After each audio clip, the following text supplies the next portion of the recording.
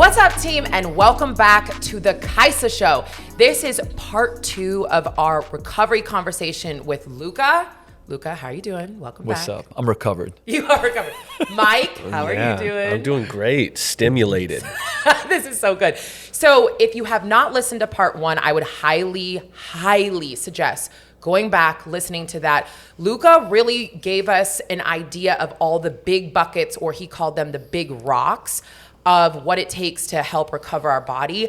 And today we're going to kind of dive into more of the details between each of, or inside of each of those buckets, which I'm really excited about. Yes, me too. How are you feeling? You have a lot of questions. Recovery is like you always have a lot of questions around this. Yeah, I do. I mean, they're all selfish too, you Absolutely. know? Good, Yeah. So yeah. It's like things that I've been pondering myself. So now I get to ask this guy. It's great. Do you want to kick it off with your first most burning question? Sure, let's do it. I mean, I think this is a hot topic out there right now, cold therapy. You know, do you do I recently tried some cryo.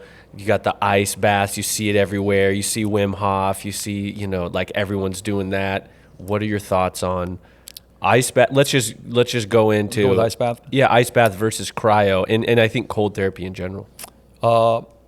Yes. Okay. So, number one, I think it's beneficial. Okay, but let's even just understand what happens when we do something like ice bath, right? Like, when you jump into ice, what is that? It's stressful, right? I mean, it's fight or flight. You're not jumping into 34, 35 degrees and you're like, relaxing, right? Like, so it basically creates this fight or flight response, but then your body afterwards is going to go into a rest and digest, right? It's going to kick it into recovery, right? And that's the goal. Now, here's where it also is something that's important. When we train, okay, because you've seen this a lot. You've seen it a lot where you see it a lot on TV with pro athletes, right? Like they do a hard training session and then they jump into the ice bath. That's actually, again, a bunch of research from Dr. Andy Galpin. You guys can look it up on YouTube there too. But it's, inflammation is not a bad thing. When we train, we create inflammation so that our body can then recover from that and then adapt and build and become more resilient and stronger and so forth, right? So if I do a really hard training session and then go straight into an ice bath, that's kind of counterproductive, right? Because it's going to reduce that inflammation. We kind of want that. Oh, right? Wait. I'm sorry. Hold on. We have to go over that and underline that again, especially in college. We did crazy hard workouts and we went right into the ice bath. Can you Okay, so is there a time where it makes sense? Like if I'm doing 2-a-days, right? And I don't want to have too much. Again, we're gonna go kind of general population versus somebody that is trying to mitigate all that inflammation for a second training session. So there is a place for it, okay? In certain, like I said, in circumstances where you got a lot of high intensity stuff, maybe twice a day, OTAs, preseason. Yeah, but that's not the most of us. No, but it's not. And even like I said, even for athletes, I think it's counterproductive in a lot of times.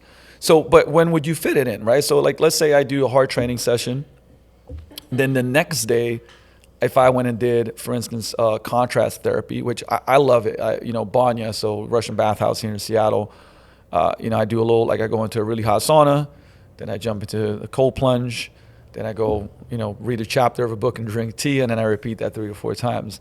And I mean, I'll sleep like a baby, right? It helps with recovery, 100%. Why? What is contrast therapy doing?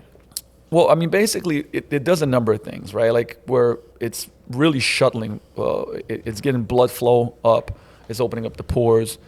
And again, it's kind of moving you from that parasympathetic to sympathetic system, right? So from fight or flight to rest and digest.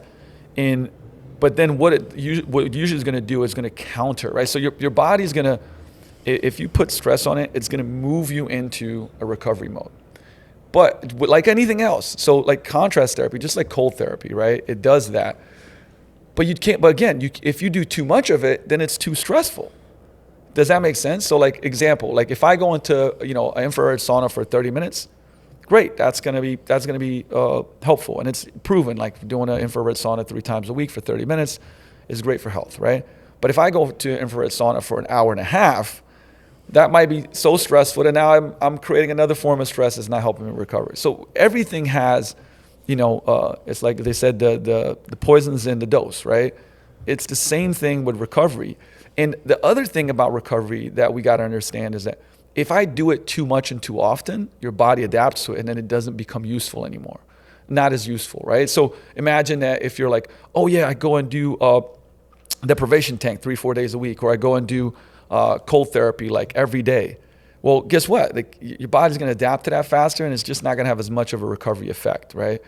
So just like training, we adapt to training. Everybody understands that, but we adapt to recovery too. That's an interesting point. Mm-hmm. So do you have, let's just say for someone like me, or Mike, General Mm-hmm. Pop, would you have an ideal? Let's say we had unlimited funds and we could go to an ice bath when we wanted and do the sauna when we wanted. Mm-hmm. Would you say, hey, I want you to do that 2 times a week? I think it does really become individual. Like for you, for instance, I would find things that are helpful, but also like there's stuff that you do that at the end you're like, wow, that really relaxed me, right? And there's things that some people do that don't relax them as much. And I'll take deprivation tanks, for example, right? Yeah. I know people that the first time they went, they're like, I got claustrophobic, right? So claustrophobic is not restful, okay? Let's just get that right. Now, sometimes it takes a little bit to adapt, and then maybe after that you love it, right? But again, the goal is for you to do something that can bring you chill. Like if you did a cold plunge and afterwards you're like, man, it was challenging during, but afterwards I was so relaxed, I slept like a baby. I'd be like, did you like that? I'm like, yeah, great. Let's do that once a week, okay? And then let's go, for instance, it might be, hey, you're tight this, that, or the other. Maybe it's hot yoga, right? And we'll probably touch on the whole like yoga, mobility, stretching, the whole shebang for sure. But it's like, that's why it's individual, right? Breathing and meditation, which I think is very helpful for anybody, right? But some people have a harder time implementing it. So if you got a really hard time implementing it, then maybe right now, going for a 20, 30 minute walk in nature is really good. Because it is like, what is walking in nature? Well, it's mindfulness, right? You're focused on the present. You're not thinking about anything else. You're getting some like cardio in that, zone 2 probably.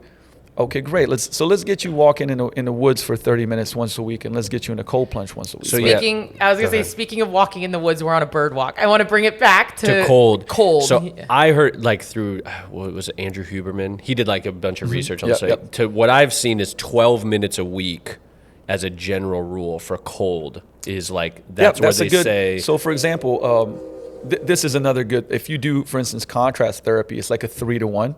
3 to 4 to 1, meaning, so if I'm and this is literally what I would do at Banya, right? I'd go in a hot sauna for 12 minutes, then I'd do like 2 to 3 minutes of a cold plunge pool. So total 12 minutes throughout the week. Now you can microdose that and go, hey, I'm going to be jumping a cold plunge for a minute, and I'm going to do that 5 days a week. Right? Or I'm going to do 4 times 3 minutes or whatever else it may be. It sounded like everything that he was pulling was like, it doesn't matter if you do all in one or space it out. It's still so new. But what do you think about like cryotherapy? Like, do you know much about that? I bought a portable cryo chamber. I think it's wow. At your house? Which if anybody wants to buy it, hit me up. No, we still have it at Vigor. How much is that? Wow, we need that in the studio. Well, listen, I'll give you the greatest deal. I'll give you the greatest deal of all time. I don't think it's the chamber it's the nitrogen that you have to constantly fill, right? Yeah, it's the nitrogen. This is the thing is that we got it because, and I realize it's a lot of work, staffing and everything to keep it rolling. So, but I think the cryo chamber was overhyped for sure. Not to say again that it's not effective, but I'm just like you're in it for 3 minutes. I actually think the cold plunge. You're going up to negative 300, for instance, in a cryo chamber, right? And I actually feel that like if you go into like a 33, 34 degree pool, I feel colder because of the sensation on the skin, and there's a lot of research on that. But again, like find what works for you. I don't think cryo chambers are bad. I just think they were definitely kind of like overplayed. More pebbles. But here's the thing that I do want to bring out about like cold therapy. That is maybe a little bit kind of to the side of just recovery of the body. Because what's cold therapy I feel like good for, okay? And this is what a lot of folks are doing it for now, is you're doing something challenging, right? It's kind of like this is a book that came out, like Do Hard Things, right? And what you're doing is you're building resilience. Not just physical resilience, but like mental resilience, right? Like you choose, whether it's every morning or whether it's multiple times a week to go, I don't want to go into this tub, but I'm going to go into this tub and I'm going to sit here maybe at the beginning for 10, 20 seconds because that's all I can do, and then more. And it's mental resilience, right? Like you're building yourself up to be able to do challenging things. And I think, in today's world, I think that's missing a lot. And I think that that's very, very, very good to do apart from the actual what happens physiologically and how it kicks you into recovery state. I think there's a mental aspect to it, and it can lower stress, right? Because what are we doing? Well, we're becoming more resilient to stress. And again, a really, really, really cool study that will connect, I promise will connect to this, is, when they were doing the late 90s, early 2000s, the military invested a ton of research and time and money into HRV. And they found that there was a difference between the average and the elite soldier, right? And what the difference was, they saw it in HRV. And what they found is that after a stressful situation, so we're talking about, they're putting them through physical demands and like very precision shooting and, doing scenarios of like they're in war, the elite soldiers would have in the next 24 hours way higher HRV. So, but just to explain what that means, it means that after a very, very stressful situation, they were able to get into a recovery state fast, okay? That is a trainable skill, by the way, okay? It's a trainable skill. Now, how does that transfer? You're like, well, I'm not in the military. That transfers to you too, because the average soldier, it took them way longer to get into that recovery state. So their cognitive tests weren't as good when they do the cognitive tests, like their precision shooting wasn't good. They couldn't handle stressful situation. So what is life? You got a crazy amount of work that week at work. You got a big deal coming up. You got kids that got all these activities. That's stress, right?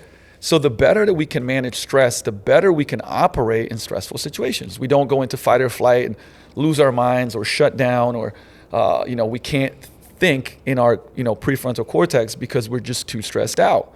So things like the cold plunge can be a tool, one of the many, many, many tools that we use to be able to become more resilient, right? And to be able to handle that and to be able to get ourselves in a recovery state faster.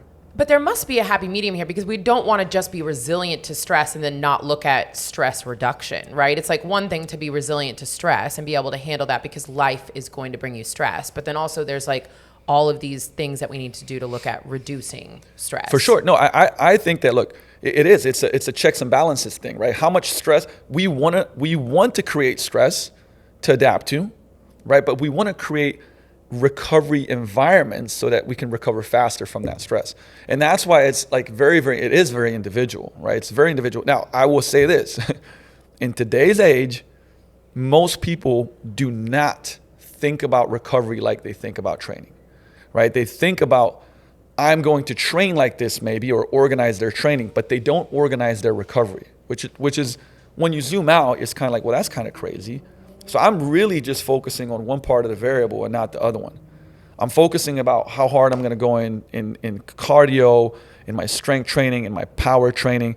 But then I'm not looking at like how hard I'm going to go in my sleep, in my mobility routine, my aerobic engine work, in my stress reduction, actual strategies to deal with mental stress, which again, when we go to things like breathing and we go into like mindfulness and, mindfulness apps and things like that to have their place, that's the kind of other side of it. It's the yin and yang, right? Like most people will just focus on the yin and not on the yang. So even just that, I think, analogy for most folks is to go like, okay, on a scale of 1 to 10, how much, if you're a person that's into fitness and wants to get in shape and has this physical goal that they want to change, and it's like, how much, on a scale of 1 to 10, how much are you focusing on that? How much effort are you putting into it? Okay, great. Now look at how much focus and effort you're putting into the other side, which is the recovery. Like, do you even think about it? Most people do not. And again, I say this because I'm a geeky person, so I do all the research and talk to the people that are best in the world at research. But then I'm actually working with people every single day, hundreds and hundreds of people every single week at our gym, and I see it in real life, right? Nobody comes in and goes, well, here's what I'm doing for my fitness and training, and here's what I'm doing for my recovery. Nobody brings that up, right? And would you ideally want it to be a 50-50? It depends. I think that just starting to get people to become aware of it is a win, right? I think that if we can get them on a 3 out of 10, if they've been at a 0, that's a win. True. Because awareness precedes change. And if you can get somebody to do something where they go like, wow, this is the best I slept in, since I can remember, because I went and did some contrast therapy, or wow, like I feel more, like I did this rebound workout and I actually feel more energized and better after this workout leaving the gym, right? That's awareness. It's like, yeah, like you're kicking your body into recovery.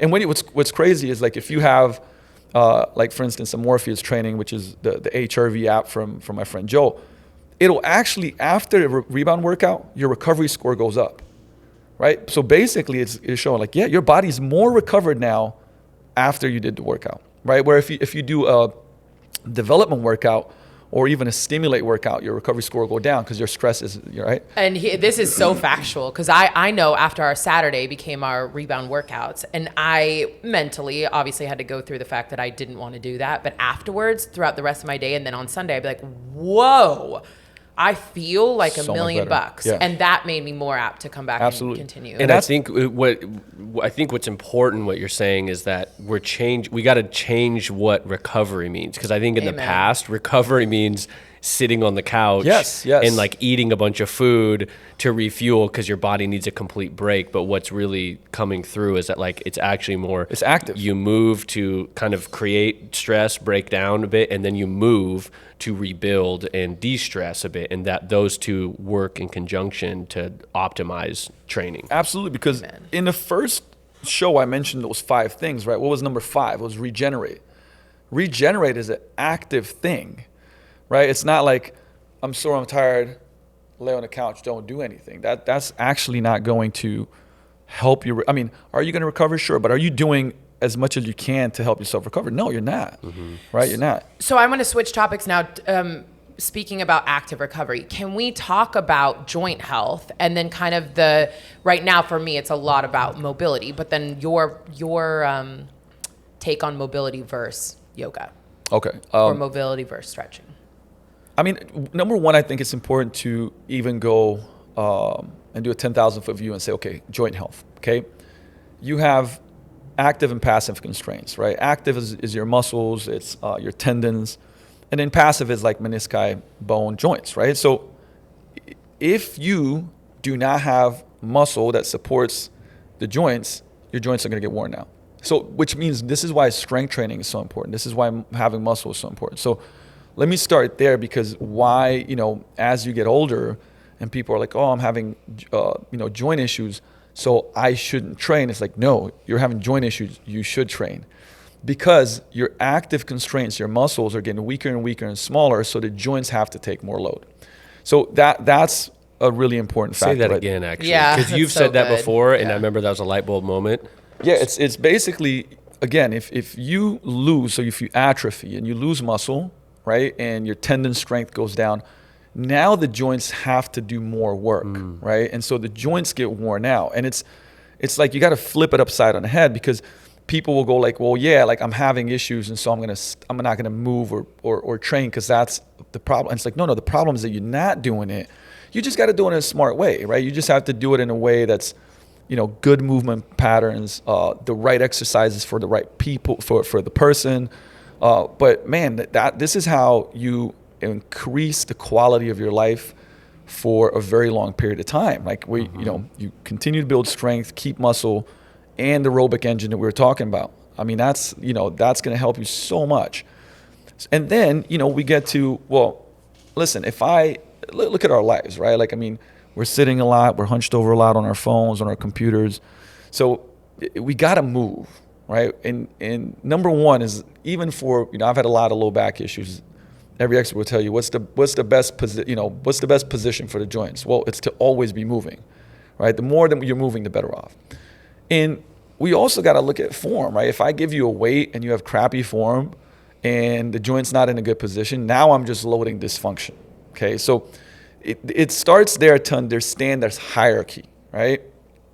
Then what is mobility? Well, I feel like every joint should be able to work well in isolation. Now we do a lot of this stuff, where it's just like, all right, let's just work the hip joint. You're gonna be on the floor. I'm gonna have you move it through all these ranges of motion. And if you slow it down, most people are like, holy crap, this is so hard, right? Why is this so hard? It's like, well, you don't have good joint. Like your joint, it doesn't have good control, right? Because you haven't trained it. Simple. But now imagine if that's really hard to do by itself, and now I give you a weight, and I'm like, all right, go do a squat. Well, that joint's like not functioning properly. Now we're adding a bunch of load to it. This is the reason why, doing mobility training is really, really important, and making sure that each joint functions well. And what's cool is that you could be 60 years old and we can improve your joint health, right? And to kind of go into what is the difference between mobility and like static stretching, right? Well, mobility allows me to control, like with strength, that joint through a range of motion. Where static stretching is, so, imagine if Kaisa lays on the ground and I'm like, all right, relax. I'm going to push your hamstring, as far as I can until it can't go anymore, right? That's a passive stretch, okay? Then I'm going to let go and say, okay, now you lift your leg up as high as you can and see how far you can get. And most of the time, there's going to be a pretty big gap between where I can take it to and where you can take it to actively. Okay, one is mobility and one is flexibility, essentially, right? And the one that really matters the most, not to say flexibility doesn't matter, because before you have mobility, you have to have flexibility. But the one that's going to prevent you from, getting injured, the one that's going to have your joints feel the best is the mobility part of it, right?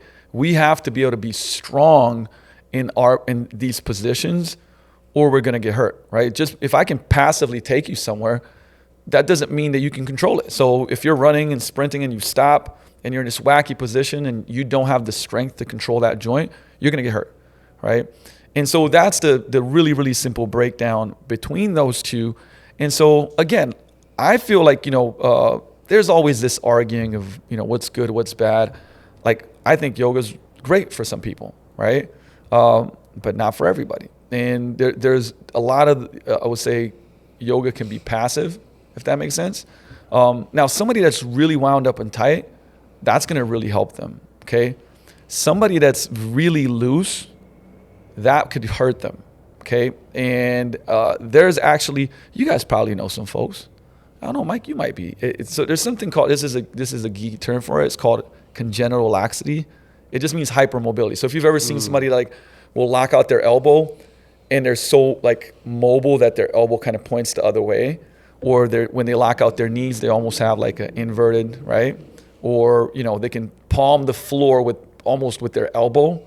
Okay, so there's this Athens-Blanos test that tells you if you're hypermobile or not. My point being is actually there's, I think it's like 30% plus of women have hypermobility. Specific demographics are more hypermobile. Well, if you, this person's too flexible, right? And you go, hey, go to yoga. That's going to beat their joints up, right? So that's why that's important. That person needs to do mobility and strength training. Okay, that's what's really, really going to help them. And this is why it's, again, notice how I bring things back to individuality.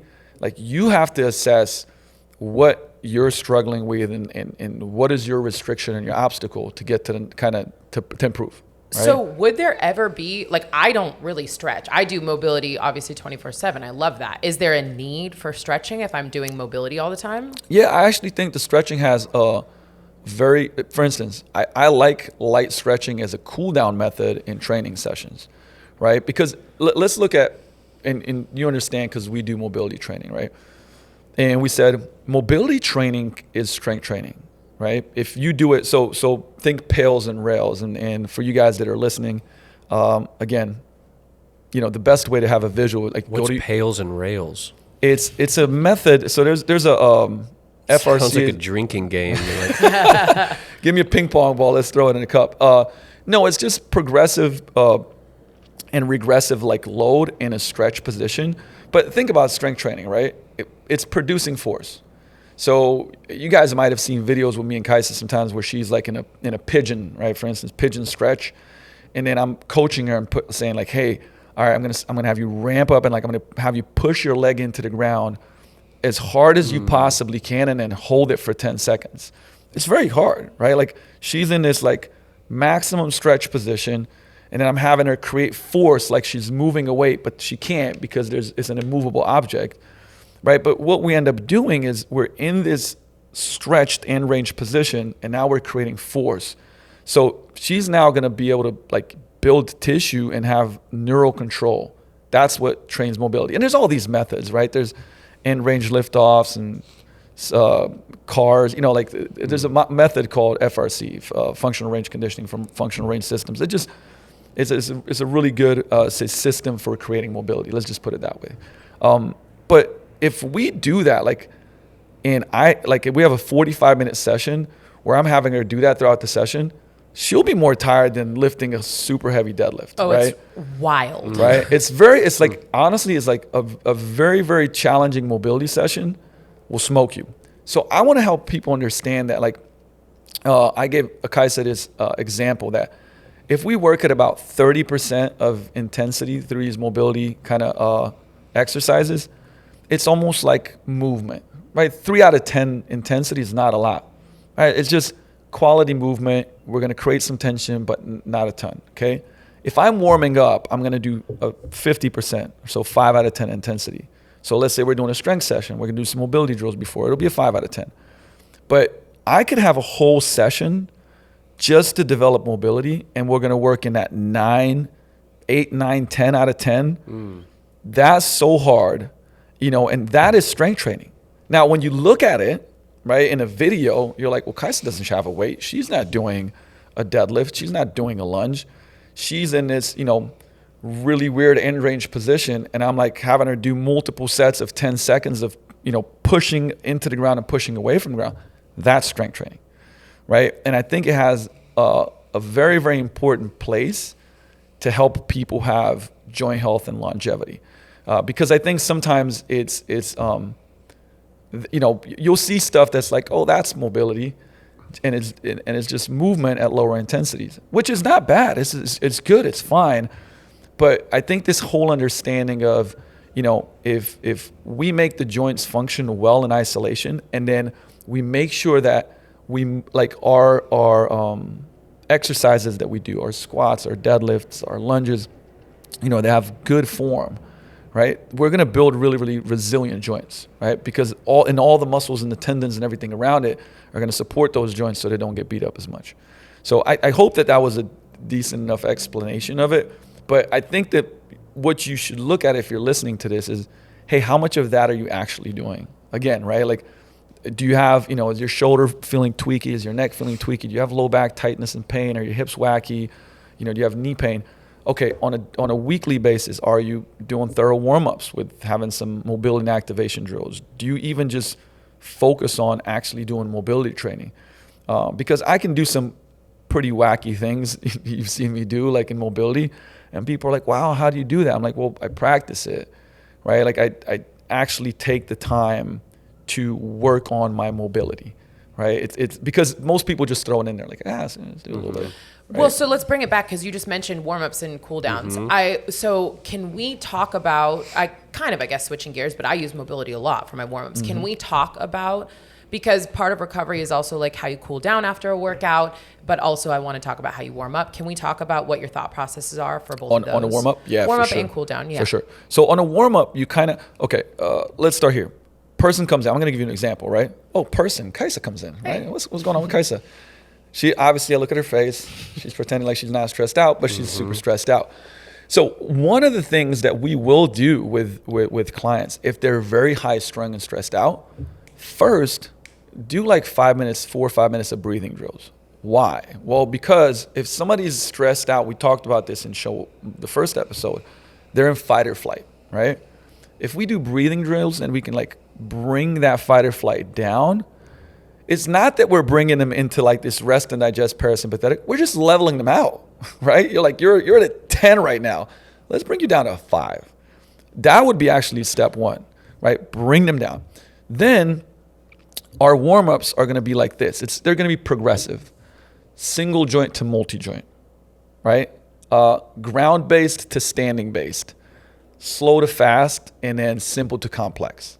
Okay, so what I mean by that is like if you're coming in and you're just like, all right, go straight to, some crazy like mobility movement drills, this, that, the other. Well, we're not progressing the warm-up. What we want to do is we want to get the body ready. The warm-up, remember, what's the goal of the warm-up? Get the body prepared to do the best it can in a training session, right? So we're going to start with simple stuff. So if she's been sitting in a car, it might be, okay, let's do hip circles in the all fours position first, right? Ground-based, single joint. Let's do some ankle circles. Okay, great. So we did a couple of those. We're going to do full body today. Let's do some windmills on the ground, right, for the upper back. And then from there, it's like, okay, we did that. Those were simple. Those were single joint. Now let's get in Spider-Man lunge position, right? So we're kind of progressing that.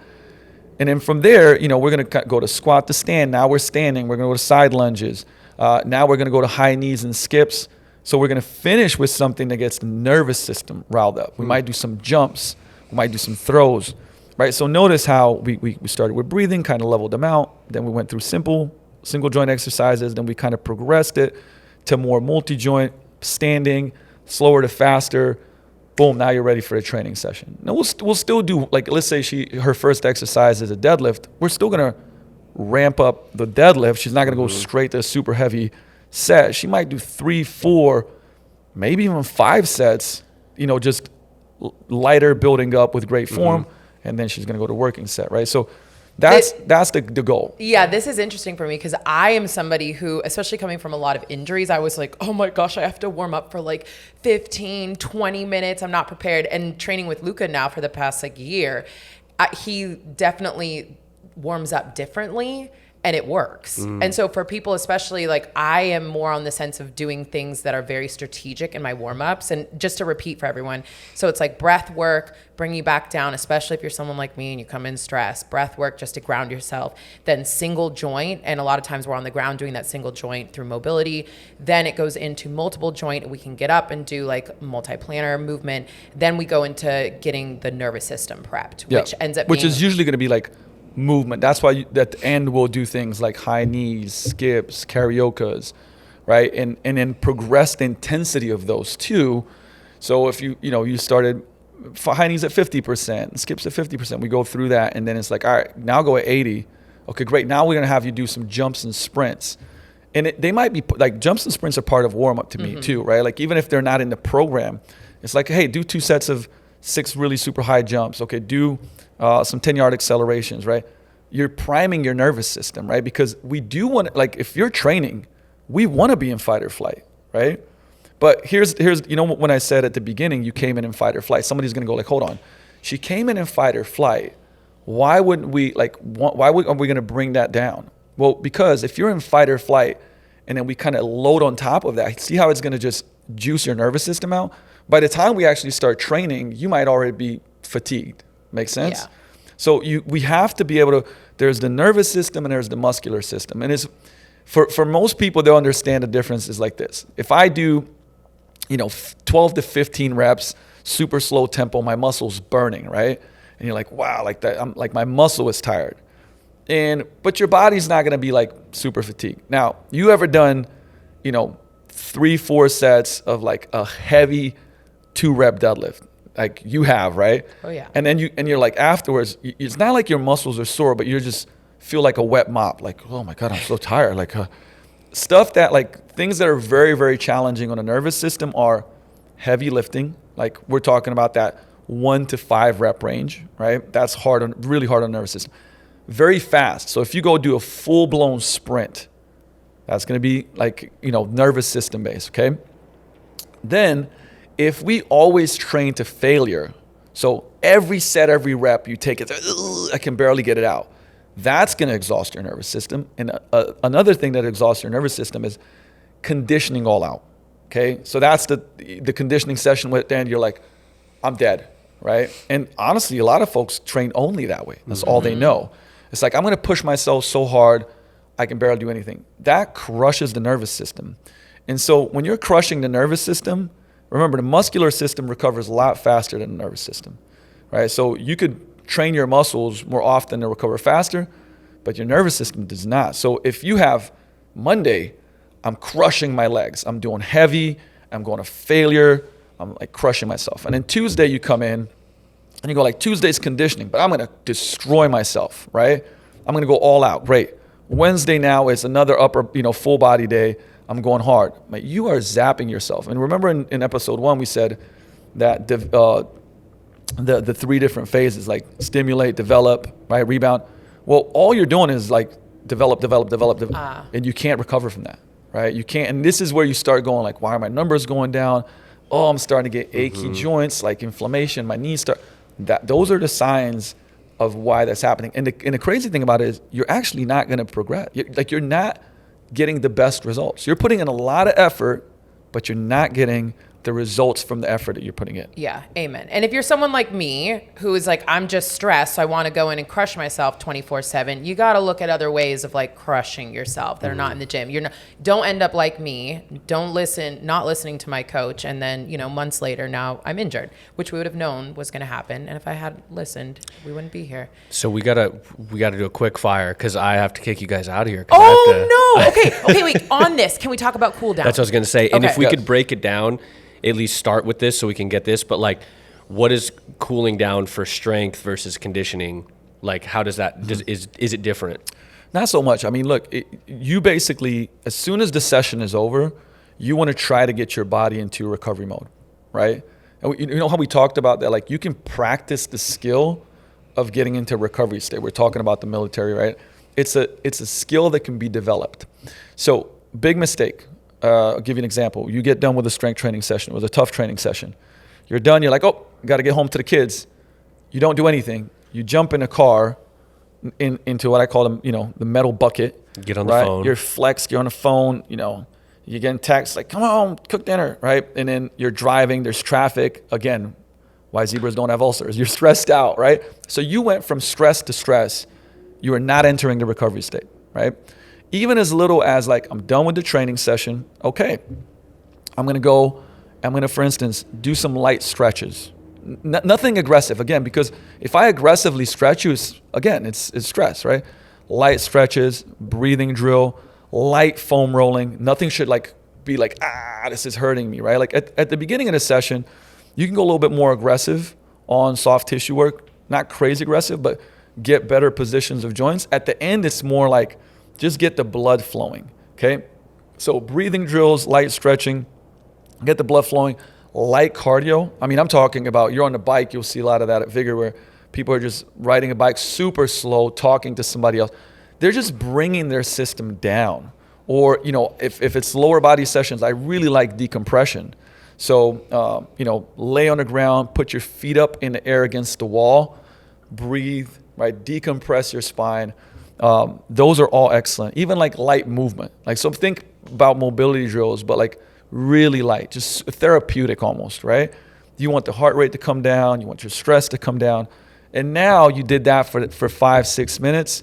Now I'm starting to get into recovery state. Now I go home. I even like walking. I'll tell people like, hey, go for a 5-minute walk before you go home, right? So 5-10 minutes is sufficient to start cooling even down. 5. Like, that's great. Even 5 is better than nothing, because again, we just have to understand this whole thing. Like, as soon as I get done training, I want my body to get into recovery state as fast as possible, right? And this is also where, things like the huge benefits, like I'll give you guys just one example, but it's box breathing. Box breathing is just, and you can do it for different periods of time. I think 4 to 5 seconds. So I'm going to exhale through my mouth, preferably open mouth. I know these are kind of like weird strategies, but because I want to just get the air out without really stressing my essentially neck muscles, right? Then I'm going to hold for 4 or 5 seconds, take in air through the nose for 4 or 5 seconds, hold for 4 or 5 seconds. That's why it's box, right? 4, 4, 4, 4. With my legs up on the couch, laying on the ground, exhale fully, pause, inhale fully. And you do that for like 5-6 minutes. And again, you'll get better at breathing, but it's going to calm you down, right? And then that helps you sleep better too, by the way, you know. And then if you like stuff like Headspace or Calm, those are all good apps that can help you with that, give you like a focus and whatnot. But all those things are excellent. Like, how can you get into a recovery state as fast as you possibly can after training? That's really helpful. Yeah. And honestly, that's really motivating as to why you'd want to spend an extra 5+ minutes after your workout to just take the time to get into recovery state. Like, Absolutely. I actually really It's a appreciate very that. high return on investment. And it makes me feel better because I actually don't do a good job at recovering at home because it's always like, oh, I got to get back to doing what I'm doing. And it's like, I was kind of scared you were going to say it's like 20 minutes of like a pretty prescriptive thing. But it's like I could sit there and breathe and just move and just calm myself down for 5 to 10 minutes. Yeah, and that's going to make a difference. This is the other thing too that's important, right? For instance, when I started meditating, right, and that was the prescription for me, and somebody's like, okay, you're gonna meditate every day for 20 minutes. I mean, I'm like the most high-strung person, like, right? 20 minutes is like forever. It's eternity, right? So I started doing 3 and 4 because it was so little. I was like, of course I can do that, right? And then you'd start doing it, and like even after 3-4 minutes, I'd feel so, you know, I'm like, oh, this is calming. I feel like I'll do 2 more, right? And I do 6, and then you actually like the way that you're feeling from it. So yeah, I'll push it to 8. And then I did get to like 20 minutes. I went like 2 years, like 20 minutes every day, sometimes twice a day, 15, 20 minutes of meditation. And I mean, look, it'll sound corny, but the amount that it allowed me to be able to manage stress is insane. I called it the reset button. So I'd always do it for lunch, right? It's almost like early morning till lunch was like one day for me. And of course, I do a million things, so I'm like stressed out. Sometimes I'd go to my car, put the Calm app on, do 4 or 5 minutes, you know, then go 10. And all of a sudden I'm like, oh, I pressed the reset button. Day 2 begins now. Yeah. And so I think it's very valuable. Now, how you do it, what you name it, you know, I've done 3-day meditation with the monks. I've done I've done a lot of stuff. And for many that might be like, oh, that's too much for me. Great, start with 3 minutes. Yeah. Right? Just do breathing stuff. Yeah. Or just start with 5 minutes recovery after your workouts. There you go. You know, just start. That's really where we're at. Something. This has been so helpful and honestly eye-opening to me. There's a lot of takeaways, I feel like, from this discussion of just, even if they're tiny pebbles for me to make adjustments, they all add up to making me and making us feel better in our body. And I appreciate all of these little tidbits that I get to put together. I think it's going to be fun. Actually, I feel like the next episode, you and I can chat and catch up about what we're doing differently. What is about Kaisa recovery. committing? What is Mike committing to? Yeah. I mean, now look, it's cooling down. I'll tell you that right now. I'm going to start cooling down. And here's the thing is like, you know, if we finish on a note, it's like this. Because I want people to get not only information from this, but like awareness and then take action on it. So determine the next 30 days. Go like, as you're listening to this show, I'm sure that somebody's like, oh, I don't do that. Oh. And then give yourself like, okay, assessment of where you're at. What do you think are the things that, you know, you want to change and can change? What has the highest return on investment with the lowest amount of work, right? Great. Determine what you're going to do for 30 days. Look at the obstacles and then map it out. Create an action plan. So it might be, you know, Mike, okay, look, after every training session, I'm going to do a minimum of a 5-minute cool down. Man, I do no aerobic work. I'm going to do 1 aerobic session a week for the next 30 days. Okay, great plan, right? Somebody else is going to say, my sleep is whack. Let me create a sleep routine. And with the sleep routine, like my goal is to get an extra hour per night or 30 minutes per night. That's one thing. And 2, I'm going to spend 10 minutes a day doing like a little mobility flow to get me less stress. Right? Create a plan from what you heard and do it for 30 days and then send us feedback through whatever channel you want to send it to. But I hate, like, for me, it's like anytime I do anything like this, what I want to know is and hope for is that somebody goes and takes action on it. And when they take action on it, they get feedback and go, wow, like this is really beneficial. And then doing a year of this is going to change your life, right? That's the most important thing to me is the action gets taken from anything that's shared. Because otherwise, you know, nothing happens and who cares? You got more knowledge, but you actually didn't apply it to life, Yeah. and then life doesn't change, right? Yeah. So and just do one thing. Let's Do just one be thing. honest. Commit to because one thing. yeah, and Mike and I, we talk about this all the time. Like, we're trying to be healthy for life, and it's figuring out the sustainable things that you can do. It's not figuring out everything. So, and my takeaways are like that protein is really, that's very interesting to me. Totally. So team, we have this 2-part episode. Luka, this was so amazing and insightful. And I feel like I grabbed a bunch of big rocks from this. So I appreciate you. And we want to hear what the team thinks. Like, that would be great. I knew that was probably your segment right there. That's That was okay. how No, do you it. go. Yeah, No, yeah, you yeah. go. I'm just chiming No, in. I was just gonna say, we definitely want to hear from you. Thankfully, we have access to Luka. So if you have questions about any of the conversation or any parts of the conversation we've had today, go to kaisafit.com/ask. Leave your questions because or leave us what you're going to commit to for the next 30 Yes. days. Like, Yes. are you going to make a change? What would that change be? Put it out there, because when you put it out there, then it's more accountability. real. Yeah. absolutely. Okay, so Mike's is adding that recovery on. cool down, I'm gonna do that, but I'm just gonna go that protein too because Okay. I know I'm gonna do not the doing protein that. too then. Okay, Fine. let's go. Luka, Commitments have been made. commitments Yeah. have been made. Team, we want to hear from you. What are your commitments? Luka, thank you My pleasure. so much. This was great. Always. This has been so helpful. I know people are going to listen to this and have so many key takeaways. So thank you. My Yeah. pleasure. Mike, Luka, did I just cut you off? Were you going to say something? I'm so No, sorry. no, That I was was, it. I was, you know, No, that I was didn't. it. I That was worked it. so hard not to That cut was you it. off today. Listen, you worked hard not to cut me off. I worked hard to try to wrap it up. Yeah, it's a really good thing going on right yeah, now. Yeah. I think we need to keep this going. I'm nervous Yeah. for my seat, to be honest. I'm out here on the outskirts. He's working on himself. I need to commit to something. So good. All right, Luka, thank you. Mike, pleasure. thank you so much. Absolutely. And team, thank you so much for tuning in. Hope to see you back on the Kaisa Show very soon. Toodaloo.